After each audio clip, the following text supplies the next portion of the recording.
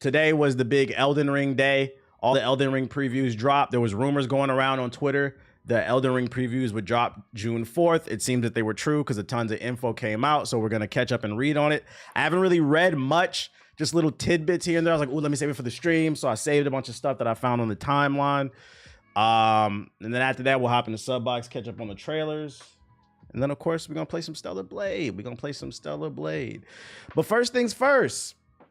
Elden Ring previews. I found a couple tweets kind of summarizing all the different what websites were saying.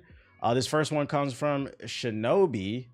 And they say that in the Shadow of the Erdtree preview details, we're stepping out into the new realm of Shadow area. It feels like the first time you entered Limgrave. It feels expansive and dense with content. Ooh, it feels like the world is yours. That makes me wonder, is there a boss fight right at the beginning too? I know it can be annoying, but at least somebody wants your attention to the capacity. Oh, don't do that woe is me shit, bro. Your life will get better, Dre. Cut it out. You'll be all right, bro. Get a dog, Dre. Alter goal is following Mikola's crosses as the main critical story path. So basically there's going to be probably like a regular street, kind of like in the main game, that you can just run up and down. But I mean, why would you do that? You got to explore.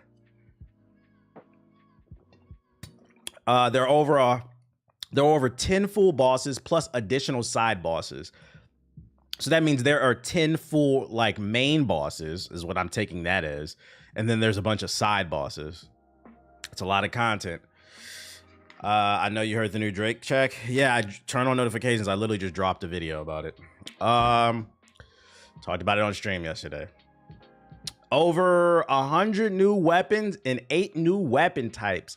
That's an insane number. 100 new weapons and 8 new weapon types. It makes me wonder how many of them will actually be good. Be fully prepared to see your sub box be blitzed with best build videos. Also question some of your favorite content creators when they're live streaming if they just know where all the best weapons are. We know who's watching videos. Yeah, best meta build. That means you're gonna need to explore because you want to find like the best shit. Heavy Smith Script Axe is a new weapon that can be thrown with any cost of resource attached to it. Also, it doesn't cost stamina to throw the axe, making it an effective choice. The backhand blade can be split into dual wield swords to stab enemies into their sides. That sounds pretty cool. Movesets might be shallow though. Only time will tell. We're gonna have to see. Martial arts. This new weapon type that lets you go barehanded with heavy punches and swinging kicks, which can also be assigned to a skill. Leaping through the air and dishing out a flurry of kicks is one example. Shout out to Clouded and Assassin with the sub. This sounds really cool, and it's like I kind of want to try it, but then I feel like you got to redo your whole. That's the only thing. This feels like almost a whole. This is not DLC. This is an expansion. It's like you want to try some of this stuff, you might have to respec your build. You might have to go talk to the queen. Because I feel like what would be most effective for this build is you probably want to max out your strength as much as you can so that you hit hard as fuck. And maybe your dexterity so you're punching fast. What's a good enough trail time of playing Elden Ring? What does that mean? I don't understand what you're asking. Debating, should I wait for the expansion before I play for the first time? You should just play the game. It's going to take you at least like 100 hours to beat the main game. I don't know why you would wait for the DLC. Bilrat is a large forest dungeon between the sides of Stormville Castle and Castle Morn. Lots of optional paths, tons of content for exploration. Shout out to J2 Nasty with the sub. New baddies like small and large scorpions. That's what you meant in the chat. Somebody in the chat said I read new baddies incorrectly. Nah, not new bad bitches. New baddies like small and large scorpions, grave birds, hatchets, wielding ghosts, heavily armored knights. I mean, that's to be expected. New enemy types, right? One of the bosses, the Divine Beast, a dancing lion from the trailers, alternates between ice and lightning powers, forcing you to adapt. That's got to be like the first boss, and that's the only reason they're showing it. It's probably the only one they're going to show. Shadow Realm Blessings, new optional system that uses consumables, scatter tree fragments, and applies a stackable buff that negates some of the incoming damage and increases the damage you cause to opponents. So there's new ways to add to your build. New baddies alert. New baddies alert. And then he's got a links to a bunch of articles. Kami also did a roundup. Let me see if there's anything different he added in here. Maps more densely packed, 10 bosses, 100 weapons, 8 new weapons type. DLC is reportedly around 30 to 40 hours. I wish they would specify what that meant. That makes me think it's going to take the average person 30 to 40 hours to beat the main storyline. And if that's true, that means the rumors we got last week about the full DLC, if you want to 100% it, is going to take people on average 70 hours to 100% it. Which means if you fucking suck, the DLC is really like 100 hours. This is basically a whole new game. And most y'all suck, so. Map is roughly equal. I don't want to hear nothing about my 16 hours. Remember, most you niggas casted the most powerful spells. You did co-op. You had the Rivers of Blood, and you had a mimic tier. I don't want to hear it. I don't want to hear it. Well, I could beat a boss in 2 tries too if I was playing with fucking 5 niggas on my team at once. Map is roughly equal to Limgrave plus Weeping Peninsula plus a touch of Khalid, so it's big as hell. There's a guy from Toronto. That song is hilarious. We're glad Drake helped the TikToker out. Yeah, all right. I'm glad Toronto likes it. The nigga's still taking an L for the rest of the world. Don't nobody want to hear that shit.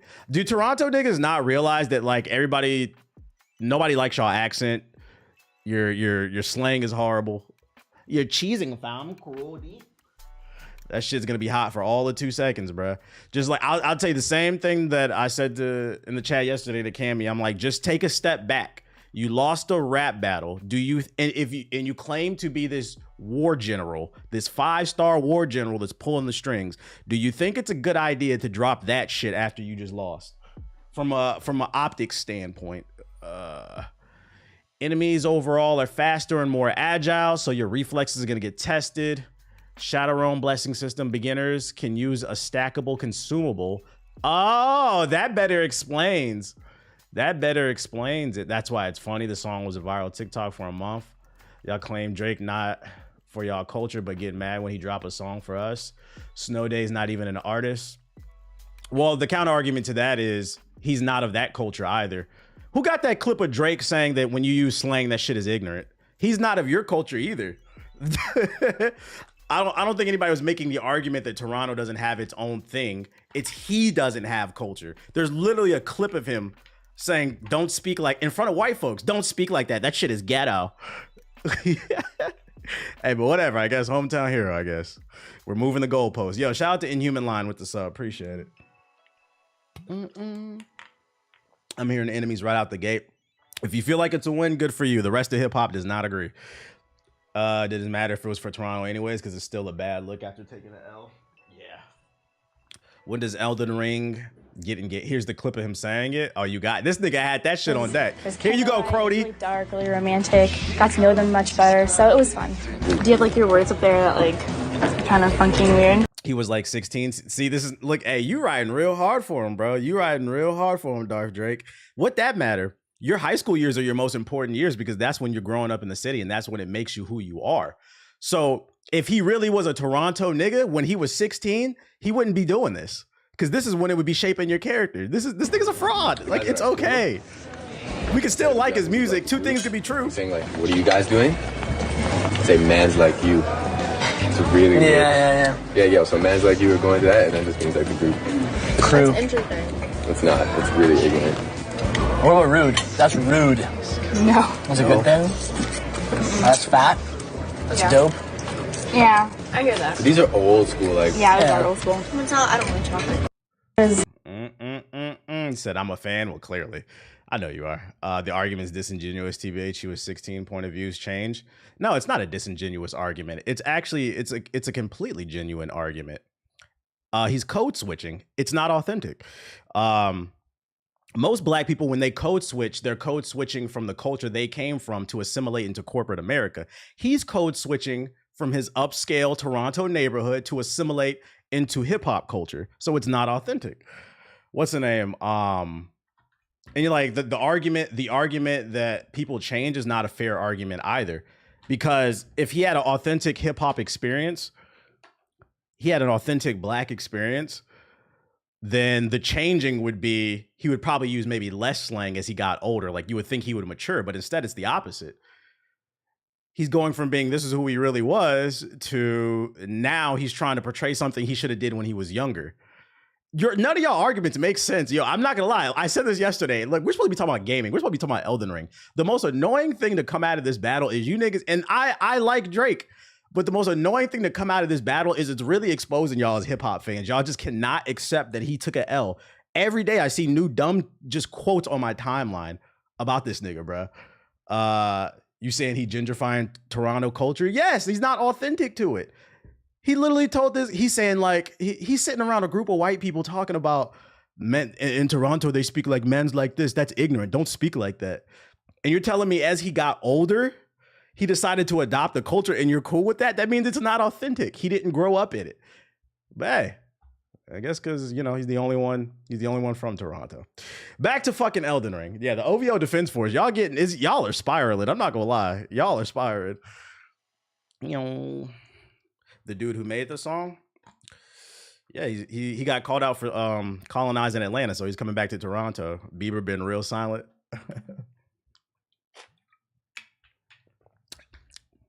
Man, almost 40 years old. Like, damn, Unc, you still in the club? Thought he was from the UK. We don't know where that nigga from, bro. Back to Elden Ring though. I'm over it. We'll agree to disagree because at the end of the day, I don't really care. I don't really care that much. It's just music. We'll agree to disagree. If you think Drake is a real Toronto road man, that's what's up. I thought you was about to say, I'm just saying. I'm just saying.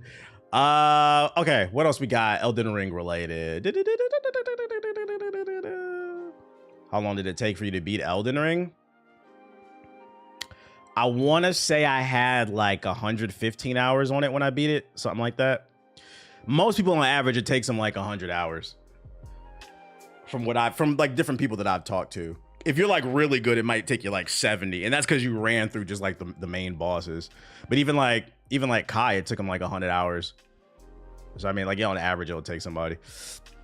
So yeah, back to what he was talking about, Shadow Realm blessing system. So this is crazy. If I'm reading this correctly, not only will you have the Mimic tier, co-op, and the Rivers of Blood, but now you'll have this new blessing system that gives you another buff. You niggas gonna have more options to cheat. And there's an axe you can throw that costs no stamina. Oh yeah, we better see some hella fraudulent playthroughs, boy. But as long as you're having fun, right? It's your game. You pay $70. Forget the DLC. This is a whole sequel. It's I don't know about a whole sequel. I would call it, it's like an expansion. You see a video. I got a video about it. I just want to read too. There's a couple headlines that grabbed my attention. Shadow of the Erdtrees, Elden Ring's fastest weapon yet, including a martial arts weapon that made it feel like you're playing Sekiro. I wanted to see what that meant. It's gonna be some Mickey playthroughs. I just want to hear about this weapon. Okay, here we go. The Souls series has some similar weapons before Dark Souls 2. Ivory King DLC introduced the first. Yeah, Elden Ring's version is almost balletic. How do you pronounce that? To watch? I'm gonna assume that means like ballet. If it's a katana, I'm locked in. If it deflects like Sekiro. The moveset's flying spin kick weapon art, which you can see in the trailer, is what grabbed me from the start. I agree. Not only is it excellent at breaking enemies out of their attacks as you smash and kick in their face, it obliterates their health bars. Anzo is almost down to half his health after one full combo. Yeah, but what about the Sekiro part, bro? I'm about to search this. Just yapping, bro. You said that in the damn title. That's what I want to know. There we go. See, yeah, see, fuck all this shit, nigga. Shout out to the search feature. Both new weapons were surprisingly complementary to a spellcaster for their speed. Oh, JG's gonna love that. A speedy spellcaster. If it wasn't going all in on Fist, I'd consider running some kind of spell sword hybrid build with them as an answer to the DLC's surprisingly fast enemies.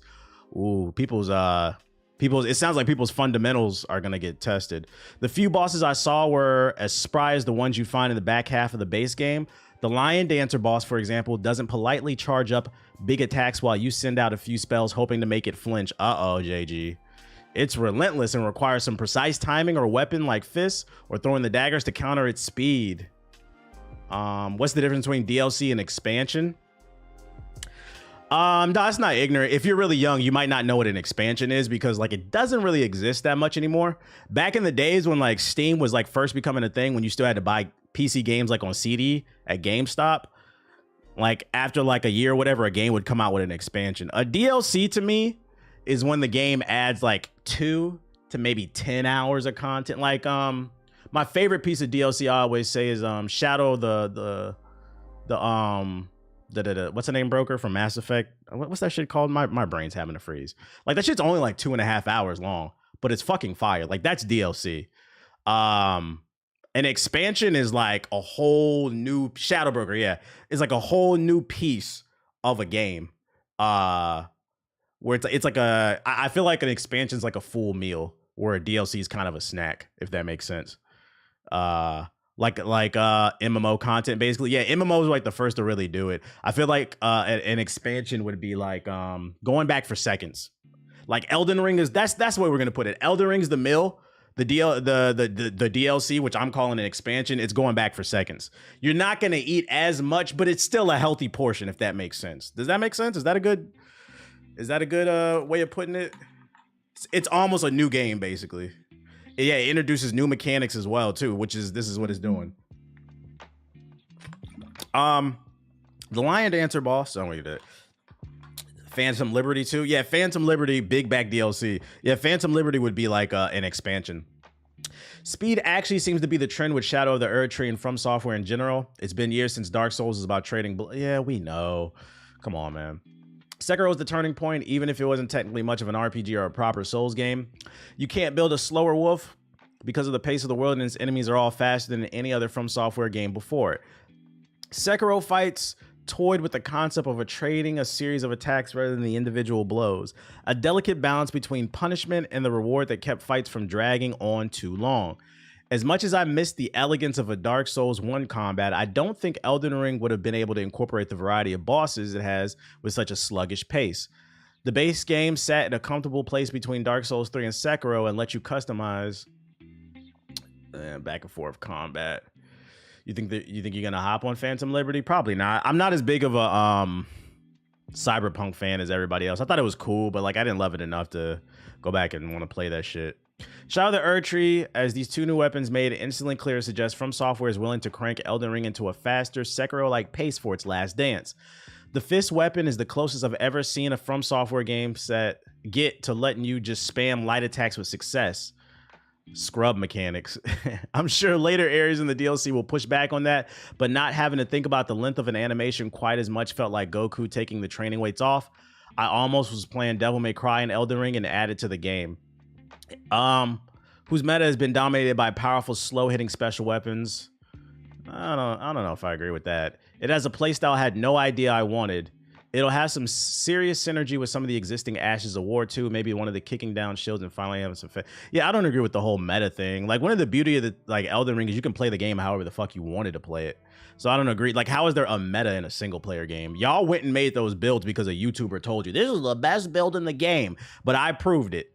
I beat the game with a level 1 pebble spell. Like, I did have a sword, but I did beat it with a fucking pebble. PvP meta. Elden Ring's PvP is a joke to me. The reason I don't take it seriously, and this is why I still don't take it seriously, I can't take their PvP seriously because if you played it, the hit detection and the net code is fucking horrible. So like, what do you mean there's a meta? Also, most niggas who play PvP fucking suck. I'm not gonna lie. Every time I hop on that shit, I be bodying niggas, and I just use a sword. I just use the Moonveil, and I don't be spamming the magic. I've learned from playing. I've been helping somebody behind the scenes play co-op, and like niggas invade our shit. And I played in the arena too. Niggas invade my shit. Out of 10 matches, I think I lost 1 like last week. Just be bodying niggas, bro. Like you sure did. That's funny. I used a sword and shit, and I didn't know your spell was the basic one. Like you can play the game how you want.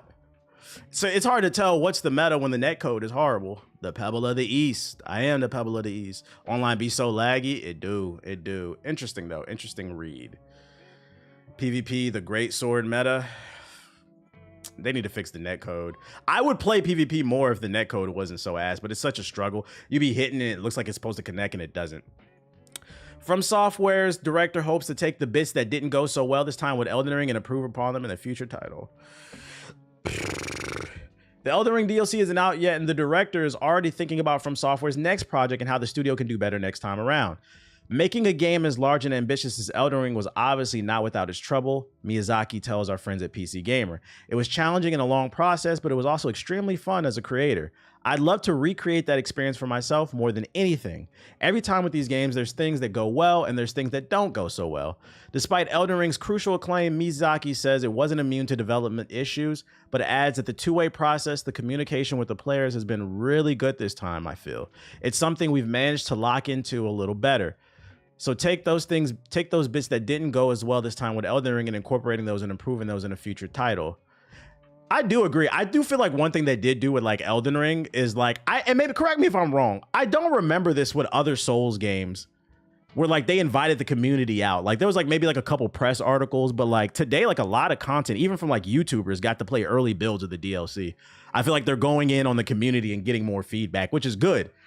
That means probably the next From Software game is probably about to be fucking fire. They've been doing that for a while. I could be wrong. I don't remember that shit. And I feel like I'm paying attention to the timeline all the time. We recently got some hands-on preview. Maybe not at this scale, though, because Elden Ring is their biggest game.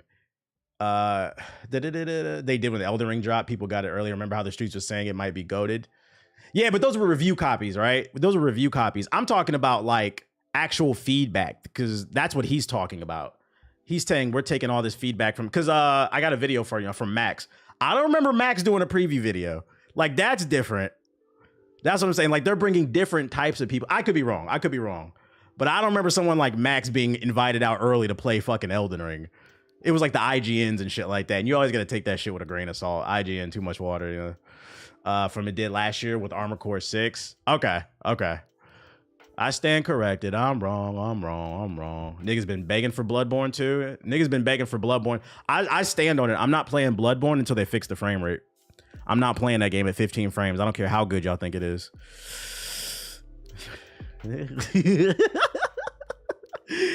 Interesting quote though. Bandai Namco never did huge community previews until Elden Ring. So I'm right. It was Elden Ring, and then they did it with Armored Core. Like, it is a fairly new thing with them. Just give me Bloodborne at 60 FPS. Yeah, when they announce Bloodborne for PC 60 FPS, I will play it. Until then, no thank you. I'm not gonna play no hard ass game with some slow ass frame rate. Do you think the next game would be easier for the casual audience? Yes and no. I would not. Well, no, that's hard to tell, because Armored Core 6 was a hard game, and no. Armored Core 6 was a hard game, and then they nerfed a bunch of the bosses, right? They might be falling into the trap of listening to the community a little too much. I'm cool with them like sticking to like the Elden Ring route, where like giving people different options. Because I feel like I understand why some people say Elden Ring's the easiest Souls game. Because like Lies of P was different from Elden Ring, where like Lies of P, you really had to be in the cut and you had to fight. Well, Elden Ring, when somebody says they beat Elden Ring, I ask them, you do have to ask them, well, how did you play? Because that does matter. The way I played is not the same the way you played, bruh. It is not the same. Yeah, and then you can like farm and stuff. Like, it's different. Niggas was shitting on me. I feel like I proved myself with fucking with Lies of P. Sekiro was a pure skill game. Strength build all the way. You don't gotta ask with Sekiro. That shit is hard, pretty much. Yeah, what was your build? Was you slinging crack rocks? Said, didn't you farm? Yeah, I never hit that I farmed in Elden Ring. I never hit that. What's the name? That's why I said, I was like, I think I proved myself with Lies of P. If I really want to beat one of these games, I will. You can't farm in that game. I ran them fades. And there's somebody in the chat who still hasn't beat that nameless puppet. Shit, don't get mad at me. I took advantage of the mechanics. If you had nothing to play, would you go back to Sekiro? I do plan on beating that game one day, yeah. It's always like, you know, I gotta keep up with the latest games. You said name them? They're too busy grinding their warlock build. Oh shit. I got some gameplay for y'all too.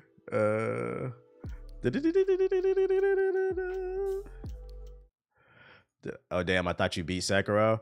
Nah, I'm not gonna lie, that shit pissed me off when I beat the Great Ape, and then that second ape dropped down. I was over it. I was like, no thank you. I just never came back. I never rage quit the game. I just never came back. I just forgot about it.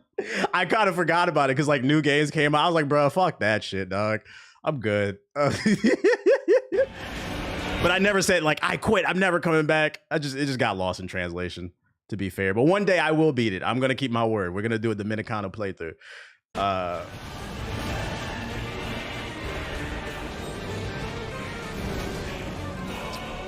I think this is the boss they were talking about. I saw your IG ad. Huh? Can I get a link to that? Is somebody using my likeness, my nigga? I don't have an IG ad. What are you talking about, bruh? Yeah, let me get, hey, drop the link, Black Hoodie. What the fuck? I saw your IG ad. I don't have an ad. Yeah, I'm gonna need a link. Dead ass. Somebody using my likeness? You niggas gotta pay, dude. I don't even be on Instagram. Like, what?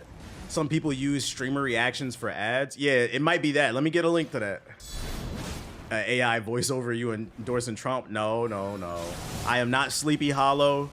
I am not Sleepy Hollow, and it's for the streamer house.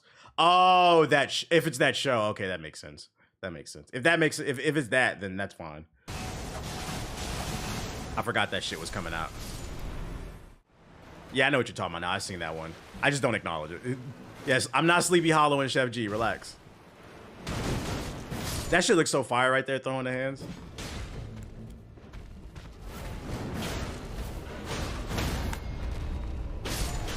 Them niggas want that pardon real bad. Yeah, I see what they're talking about in the article. This looks like a completely different game. Like the way he's moving, this looks like a full-blown action game, Devil May Cry type shit. That's pretty cool. I don't trust the developers with the time estimation of Elden Ring DLC. They estimated the base game would take about 30 hours with a lot of detours.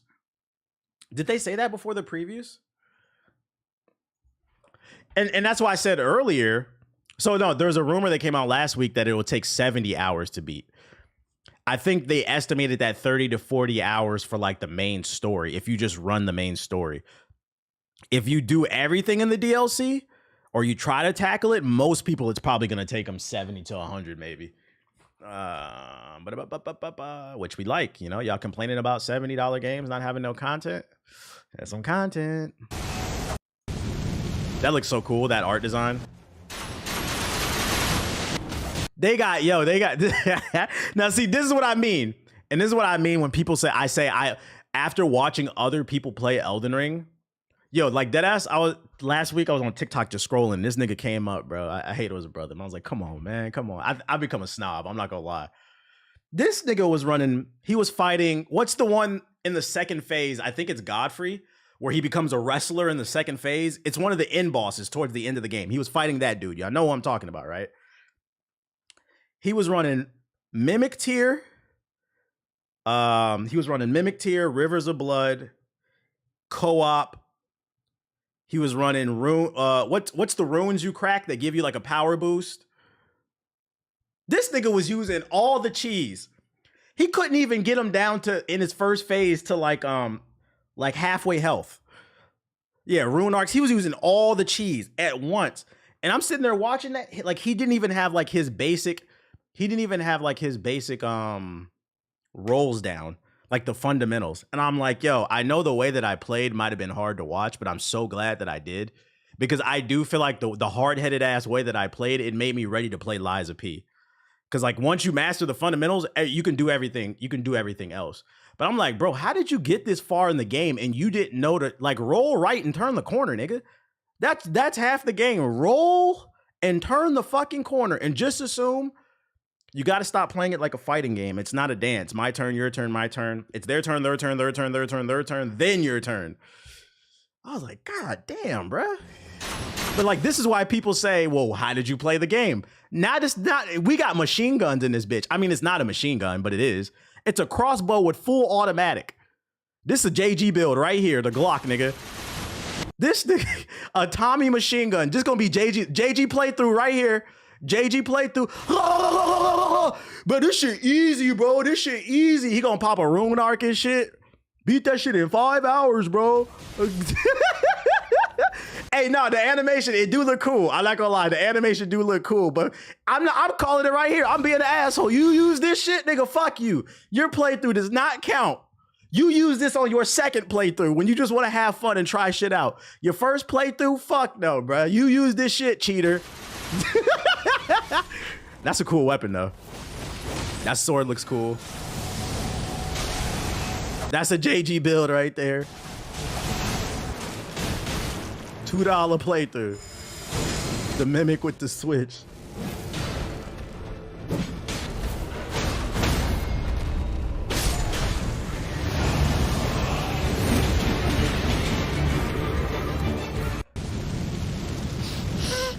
This shit look fire, bro. This shit look fire. I think this one's from Famitsu.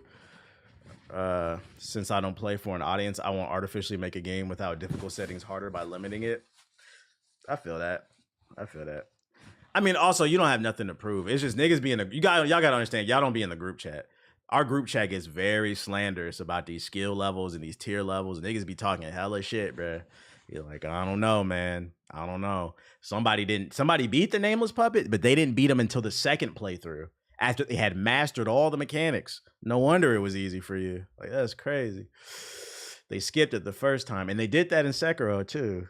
Like, yo, you have a pattern of skipping true endings. That's crazy. But you know, 16 hours, right?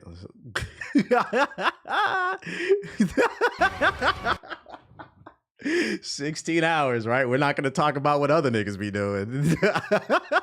We've got a lot of data on somebody.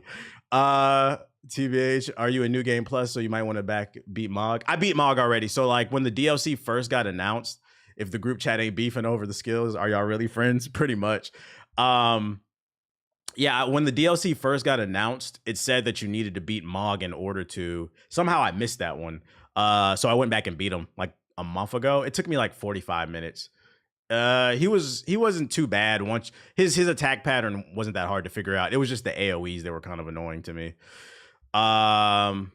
He said 16 hours is still insane. To be fair, most y'all niggas spent 16 hours on Millennia too. Y'all just did it in multiple days. I literally had tons of people in my chat. It took me 3 days, 4 days. It took me a whole week. Some of y'all did more than 16 hours. It just didn't feel like it because you didn't sit there and do it. And to be fair, the only reason I sat there and did that shit, I feel like this part gets lost in context too.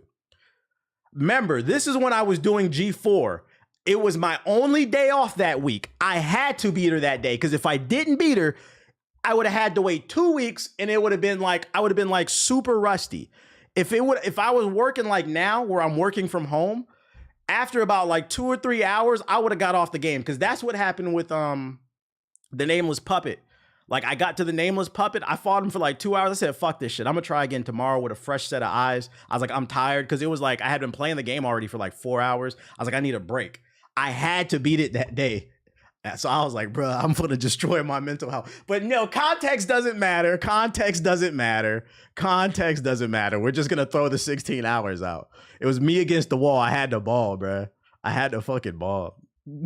No, we're not getting no marathon streams for Shadow of the Erd Tree. If I get stuck on a boss, I'm taking a fucking break, bro. We're not doing that shit again.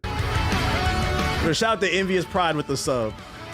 Let's see what Max got to say.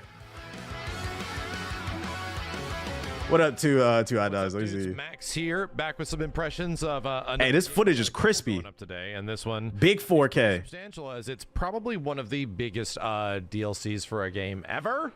It is Elden Ring. Last week we got the opportunity to go down to LA and not that far away from where I live and play some Elden Ring thanks to Bandai Namco. Big shout out. Damn, it was in the town and I didn't even get invited. That's crazy. I need a Bandai fucking plug. I got the Capcom plug.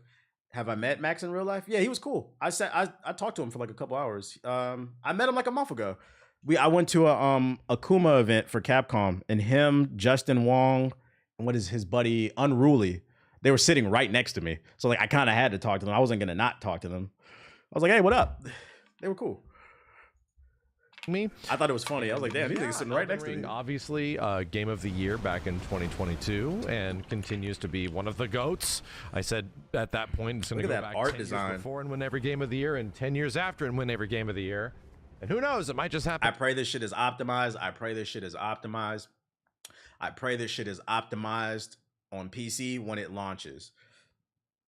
Also, I might buy a hard copy of this game for PS5 just for my collection. After this, because the DLC for this game seems pretty damn good. Yeah, this is for the show that I was on. Yeah, I don't care about this shit. No, that's fine. That's fine. I signed away for that. That's fine. I thought it was some other shit. So let's talk a bit about it. I haven't been keeping up a ton with Elden Ring, just in general, story-wise, lore-wise, that kind of stuff. We're going in from a kind of a fresh perspective, at least on my end, where I beat the game. I did the majority of the events in the game, got the majority of stuff, at least on the first 150-something hour playthrough.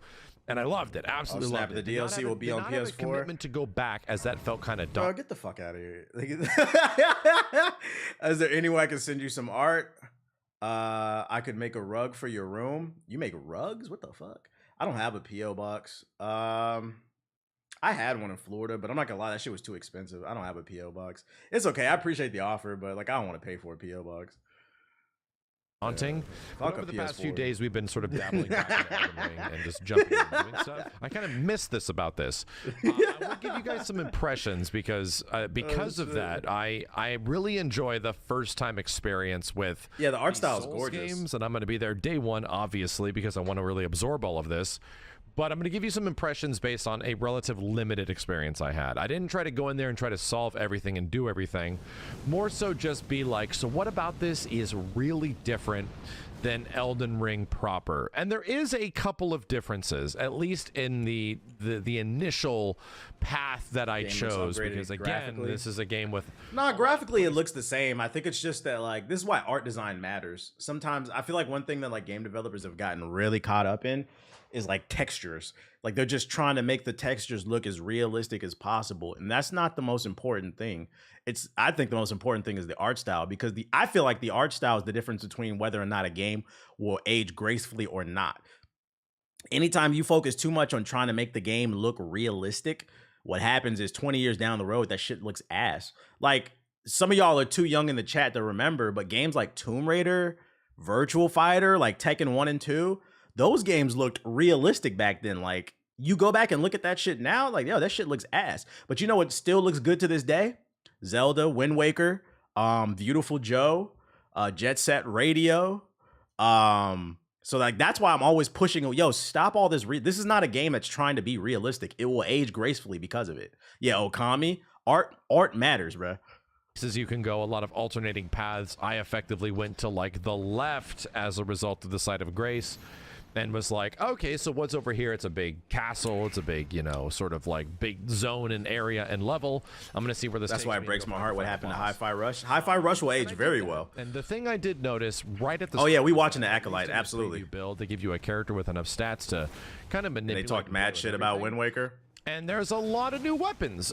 The thing about being great a lot of times is you get criticized because you're taking and this is anything. This is not just like art. This is anything, any type of innovation. When you're taking a road that's unpaved, people are going to criticize you.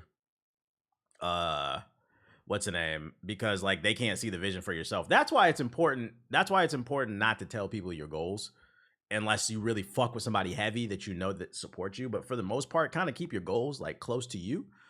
Because the moment you start telling people shit, they're gonna start projecting their ideas onto you and their feelings and their insecurities onto you. So like me personally, when I was a kid, I always thought Wind Waker looked good, but people were upset about Wind Waker. I remember that they were upset about it because it didn't look like, because Ocarina of Time was a game that was supposed to look realistic, but I think Wind Waker aged better.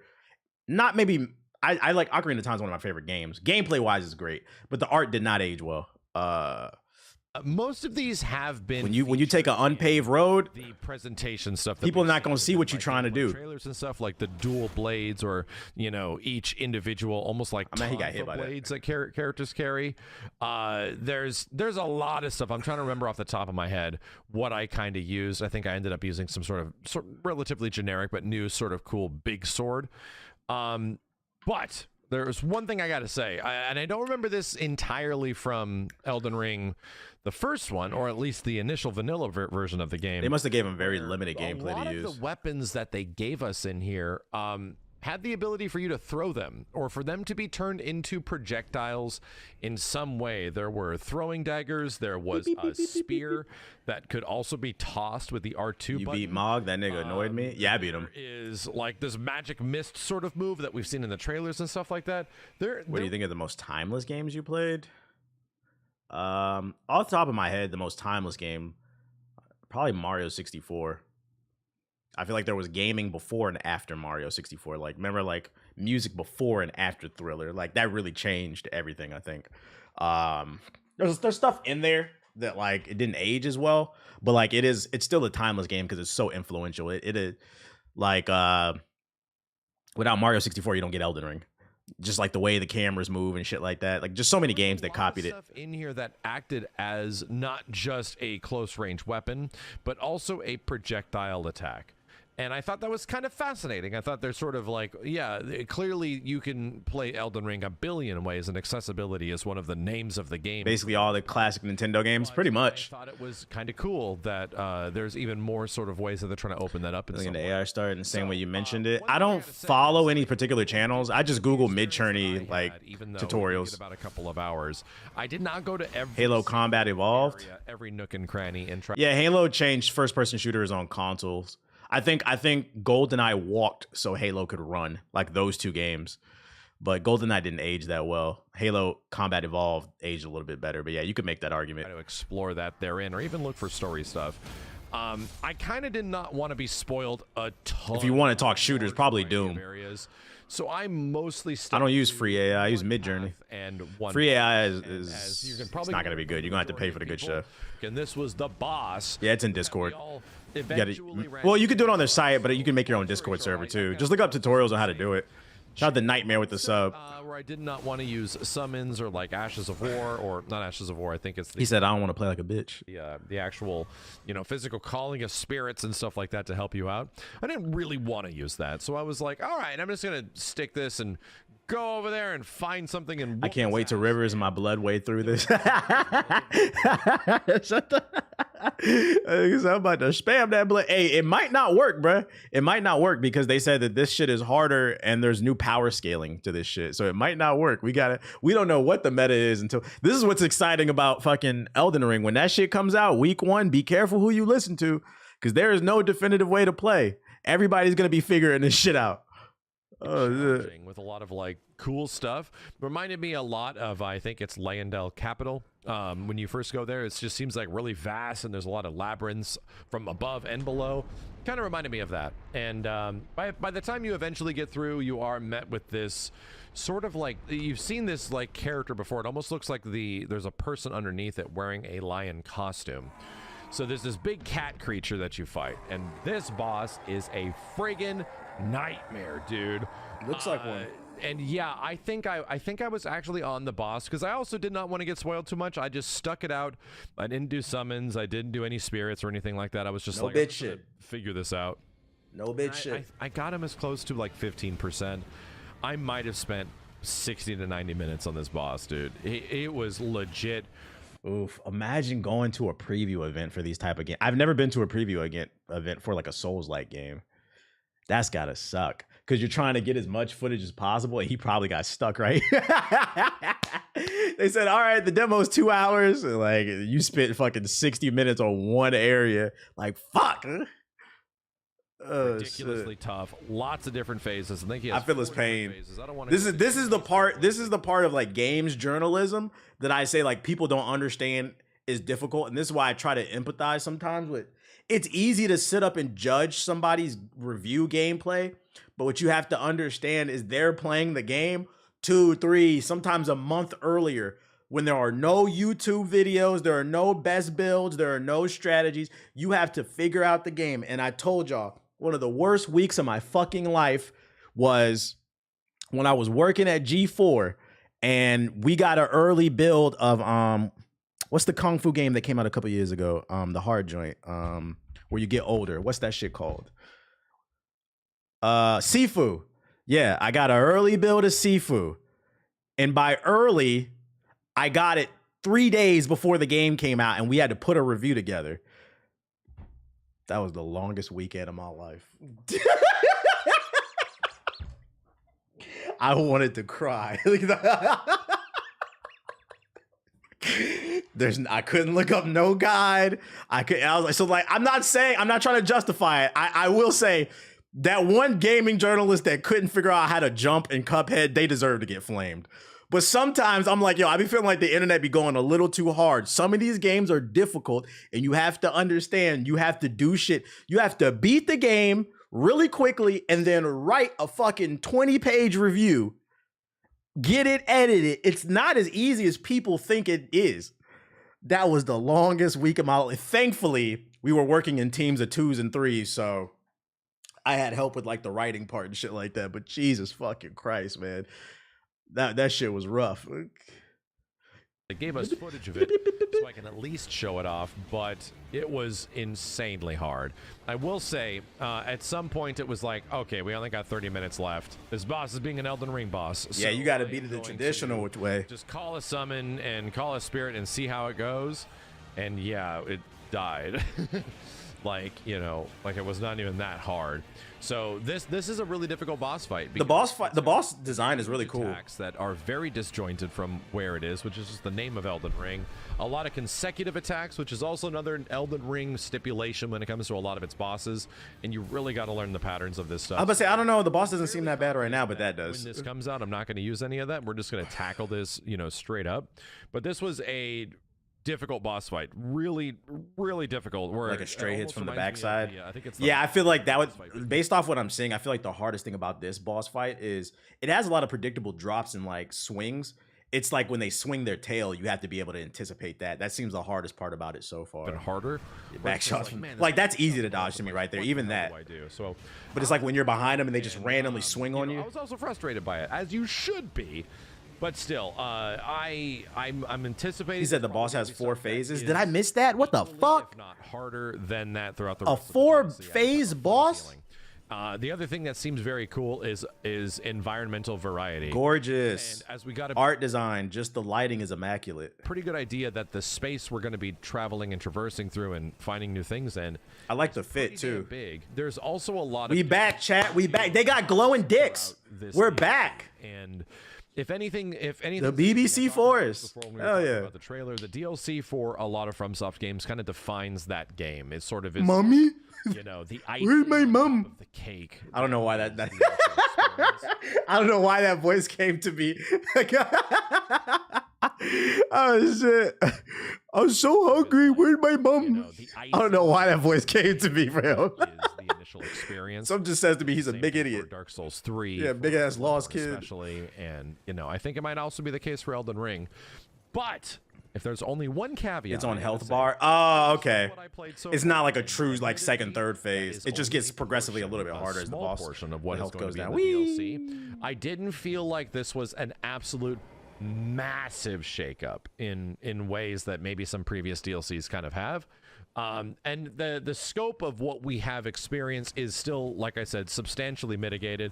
We don't know exactly how much is going to be here, right? Because they're not going to let you play everything, all that kind of stuff. How much stuff is going to change? At least from what I played, kind of just got me missed the grace.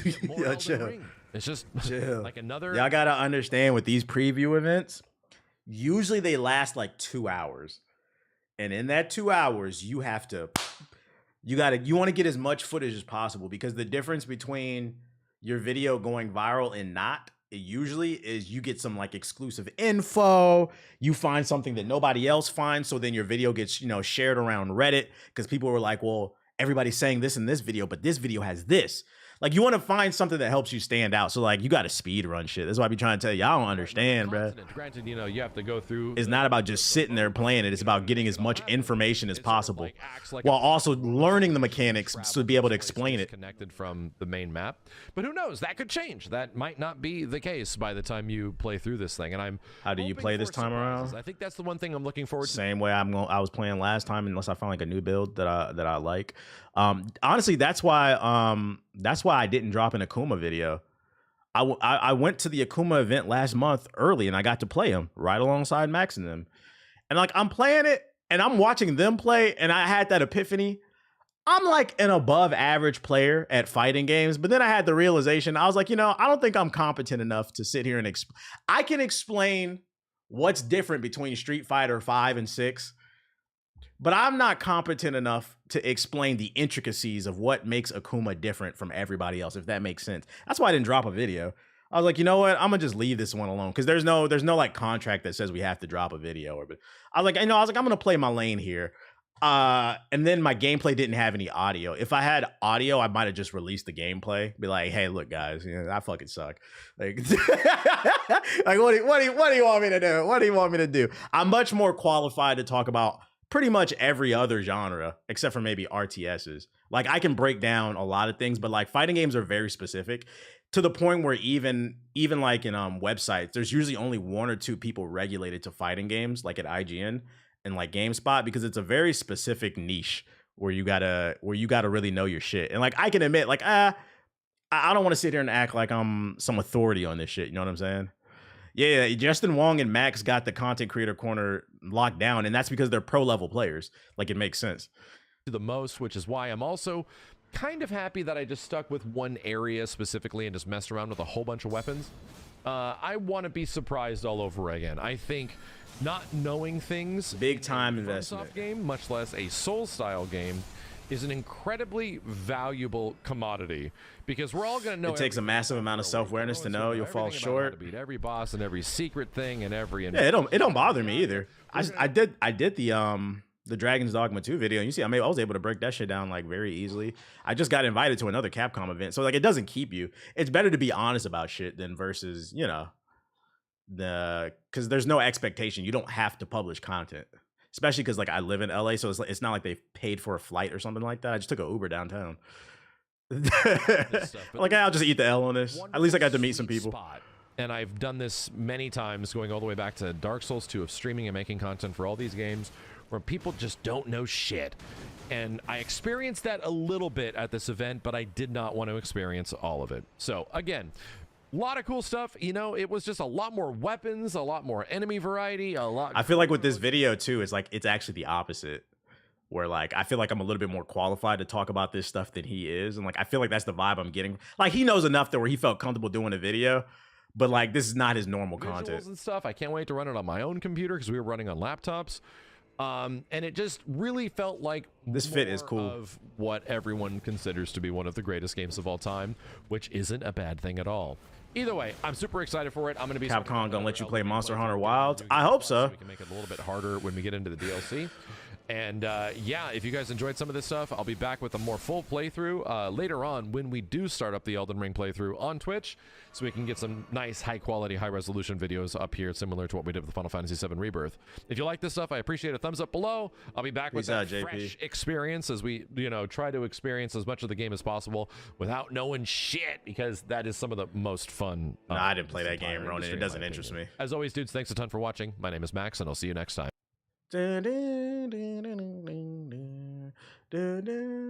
Looks good though. I like the new fits. It looks good. Do I have anything else Elden Ring? No, that's all I got. Elden Ring. Oh, yes, there was an IGN video, right? Let me look it up. I don't know if you covered this last week. It made me anxious. Oh my god. That's not real. That's not real, Ronan. We talked about this yesterday. It's not real. It's from a fake account. I don't know why that made you anxious. Just look at the account. It's not real. IGN Elden Ring DLC. Oh, no, not review. I clicked the wrong one. 4 hours ago, we got another 10-minute video. Dearest Mikola. Oh, this is everything you need to know before. No, I don't want that. The fastest way to reach. I don't want to know everything. First impressions. There we go. 8-minute video. Before we start this preview proper, a couple of quick notes. All of the footage that you're seeing here was provided by Bandai Namco, as I was not allowed to capture my own footage from the preview event. Also, let's start with a spoiler warning, because I know that discovery is one of the core elements of Elden Ring. So if you don't want any of that discovery compromised by hearing me talk about the things I found during my preview time, the TLDR of this preview is, it was awesome. Samurai. It was like playing Elden Ring again for the first time, but with an endgame character in a brand new open world. I like that. Felt like Elden Ring for the first time.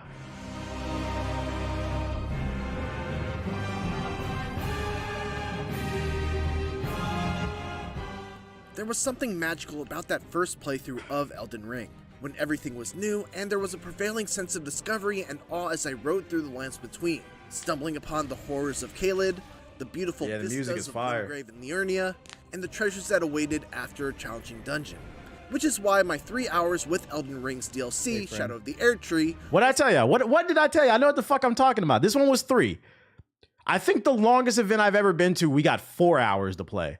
So yeah, on average, you get about 2 to 4 hours to preview a fucking game, and that's rare. Usually it's 2 hours. He got 3 on this one. so exciting, because it felt like I was playing Elden Ring again for the first time, in a brand new realm to explore, with new discoveries, new surprises, new gear, and you'd better believe new challenges, even despite my provided 150 level character with endgame level gear.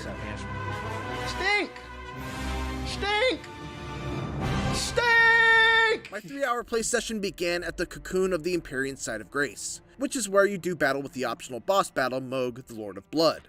But this time, there was an NPC named Leda there as well, who asked me if I too was beckoned by Mikola. By Do I have a examining stream the schedule? cocoon I with usually Miko's start arm like ominously afternoon, hanging West out, Coast time. I was whisked away to the realm of shadow. It's I usually try to start like between like 11 a.m. and 1 my time. Yeah, just remember I'm on West Coast hard to time. get a sense for just how big the realm of shadow actually is, but I will say that my first Shout out to Low-Key steps with the out sub. into it were Low-Key definitely satirical. reminiscent of the first time I emerged from the elevator and opened the doors into Limgrave. There were obvious areas of interest right from the get-go for me to explore, like a crypt that was directly to my left, some scorched ruins directly up ahead, a large castle off in the distance, You don't know and where the to go. towering flaming brazier enemy from the trailer roaming around just on the horizon. Of We course, finna in true clap Elden Ring everything. fashion, the very first enemy I encountered ended up murdering me, as if to reassure me that despite my level 150 character with a plus 25 strength scaled axe, along with 80 points allocated to strength, I already know what I'm doing. I feel like running straight to that big tower in the back, that's probably the main story. Fuck that. I'm either busting a left or a right. Like, let's see what kind of bullshit we could get into. this wasn't going to be a cakewalk for people with endgame builds that have run out of things to challenge them in the base game. It wasn't even a boss, it was just a random enemy that decided to drop down from above while I was exploring some ruins, with its dual-wielded chakrams that Yeah, kept they me throwing tumbling hands. backwards as I tried to dodge its twirling dance that never seemed to end. Once I got my revenge and a couple of paltry 1,000 runes for my trouble, again, this was just a normal run-of-the-mill enemy, I made a break down the beaten path and wound up at the first big dungeon. Do I go of the deep into the DLC, lore? Bellerat. The ultimate Nah. goal of the DLC is to follow I feel like I understand the lore, but not like all of it, like super deep. For like and correct me if I'm wrong, the gist of the story, and I'm about to break this down in a really weird way. This is the now. You're living in a land that's that's at war, and there's 2 royal families that are going at it. Basically, the Democrats and the Republicans. And basically, you create a character and you come in as an independent. You say, fuck all that shit. We're trying to drain the swamp because it's ravaging the land. And you basically kill everybody from both sides. And then you sit on the throne at the end of the game and you say, nigga, independence up. Is that the story? Is that just the story? Just correct me if I'm wrong. You said, close enough, basically, pretty much. That's how, if for anybody who doesn't know the Elden Ring story, that's the story. Yo, shout out to Rob Velli. I did my research to make sure I understood it before like the DLC. That sound hard as fuck. So yeah, that's why the world is so like there's so much carnage, is because of the 2 royal families, which is the bosses. They're at war, which has fucked up the land, and you come in as an independent and say, we're sick of this shit, we're draining the swamp. Mikola's crosses, which essentially act as 2 sides of one family, but you're right. Close enough. Path. The first one I found also Story, I was killing shit. The Gate of Divinity lies in the tower sealed by shadow. That is surely where kind Mikola is headed. We are no Empyreans, but we must locate the path that will lead us there. I will follow the crosses east. Bellerat itself We was getting a Elden Ring fairly in large November? dungeon No. It's the 21st. It's this month. that was somewhere between the size of something like Stormville Castle and Castle Morn. It wasn't quite the size of a legacy dungeon from the main game, but it's still pretty lengthy and filled with plenty of optional side paths, many of which I didn't get the opportunity to fully explore. It was a fortress filled with all sorts of new nasties, from scorpions of both small and gigantic varieties, to relatively weak guards that like to hide around corners waiting to ambush me, to grave birds that sat perched on ramparts, to heavily armored knights with giant weapons that would occasionally use shoulder charges to bash me from 15 feet away. That's so fire. Every enemy I fought was a new encounter for me to learn, which was an exciting challenge to overcome. The boss of Bellerat is one that you no doubt will remember if you watch the reveal trailer. It's called the Divine Beast Dancing Lion. It was a difficult fight, and one that required me to make use of one of the new summons in Shadow of the Erdtree, Black Knight Commander Andreas, along with swapping my weapon from the heavy-hitting Fire Knight's Fire Greatsword to the much more nimble Backhand Blade, which allowed me to hit and run much more easily. Perhaps the coolest aspect of this particular boss was the fact that its second phase has it alternating between ice and lightning power-ups, forcing you to also have to contend with either random lightning strikes or massive AoE ice attacks that build up frostbite, on top of also avoiding his heavy-hitting attacks. Oh my lord. Eventually, I prevailed, gaining the lion's head to wear as a helmet, horrifying but cool, along with his remembrance, and then moved on to the second main dungeon, Castle Ensis.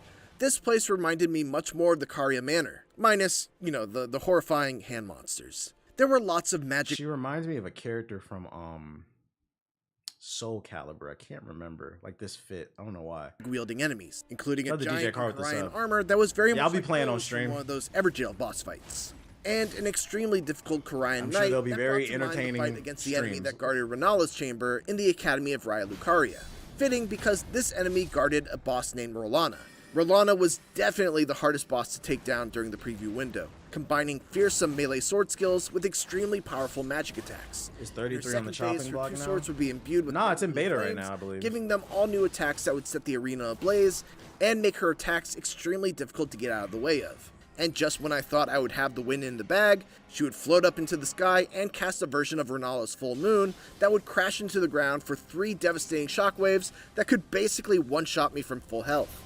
If it isn't clear already, You know who Shadow you're of the talking about? Erdtree is hard. Who But am I you're talking? not I don't left know who I'm talking about. What are you completely talking without about? a lifeline. Like, What what are you talking about, bro? Scattered tree fragments that can be You said it's 33 immortals on the chopping block, and I said no, it's in beta. Then you responded and said, "I know who you're talking about." What are you talking about, dude?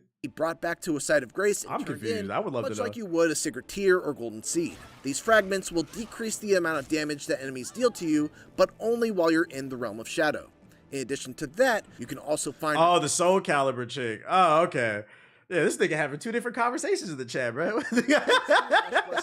I was confused, like, what? But these will instead increase the amount of damage dealt by your spirit summons. While I didn't get to explore the optional paths as much as I would have liked during my 3 hours Sophia. playtime, That was her name, I still Sophia. managed to Yeah, find yeah. Plenty of brand new weapons, talismans, armor That double sets, sword is fire. Books, crafting guides, and even an ancient dragon smith. Oh, crafting guide! Oh, sweet! With some We're really cooking. unique properties and weapon arts that made them behave We're quite differently so from back, anything else guys. in the main game. The heavy smith script axe, for instance, could be thrown with the press of the heavy attack button, without any sort of cost or resource tied to it, making it very effective both at a distance and close up. The Milady has a weapon art that puts you into a Milady. stance with your arm outstretched to the side, and from the stance you can do a number of cool follow-ups. You get crazy range like with a that. leaping and lunging stab attack that's very similar to what Melania can do. Onward. The backhand blade can be split into 2 swords when you dual wield it, and has a super sick weapon skill that has you dashing to an enemy's side to stab them in the ribs. I a felt like side I dash, accomplished okay. a lot in my 3 hours of playtime with Shadow of the Erdtree, but even then, it felt like there was so much left on the table. Right when my time ended, I was just about to explore a path marked by another one of Miklah's crosses that led down into what seemed like another one of From Software's famous poison swamps. And just by listening in on other players at the event, it was clear that I missed at least one other dungeon with a seemingly exciting boss fight that I'm very much looking forward to attempting myself. Fortunately, the wait isn't much longer now, as Elden Ring Shadow of the Erdtree is set to release on June 21st. Thanks for watching, and for more Elden Ring Shadow of the Erdtree, make sure to check out our video showing how to get to the DLC as That's quick how as big you the can, map is? They along with said our 30 video to showing 40 where you hours can of get ready before the content. DLC lands. And for everything else, keep it here on IGN. Big counter. Erdtree waiting room. Erdtree waiting room. Damn, can we get a normal swamp? Nah, they're gonna put some swamp ass in that bitch. They're always gonna put some swamp ass. It's over. What's over? Marvel Rivals is not.